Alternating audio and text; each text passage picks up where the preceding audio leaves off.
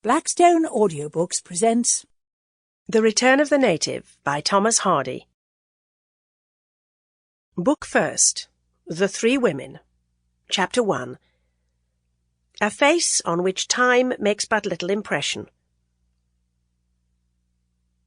A Saturday afternoon in November was approaching the time of twilight, and the vast tract of unenclosed wild, known as Egdon Heath, embrowned itself moment by moment.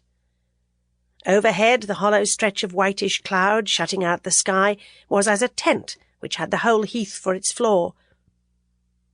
The heaven being spread with this pallid screen, and the earth with the darkest vegetation, their meeting line at the horizon was clearly marked. In such contrast, the heath wore the appearance of an instalment of night which had taken up its place before its astronomical hour was come. Darkness had to a great extent arrived hereon, while day stood distinct in the sky.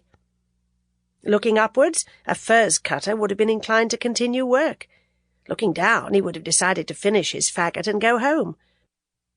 The distant rims of the world and of the firmament seemed to be a division in time no less than a division in matter.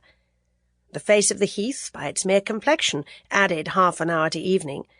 It could in like manner retard the dawn, sadden noon, anticipate the frowning of storms scarcely generated, and intensify the opacity of a moonless midnight to a cause of shaking dread.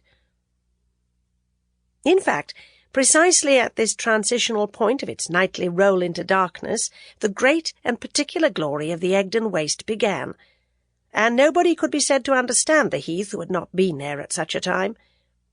It could best be felt when it could not clearly be seen, its complete effect and explanation lying in this and the succeeding hours before the next dawn.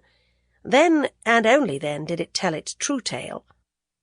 The spot was indeed a near relation of night, and when night showed itself, an apparent tendency to gravitate together could be perceived in its shades and the scene. The sombre stretch of rounds and hollows seemed to rise and meet the evening gloom in pure sympathy, the heath exhaling darkness as rapidly as the heavens precipitated it.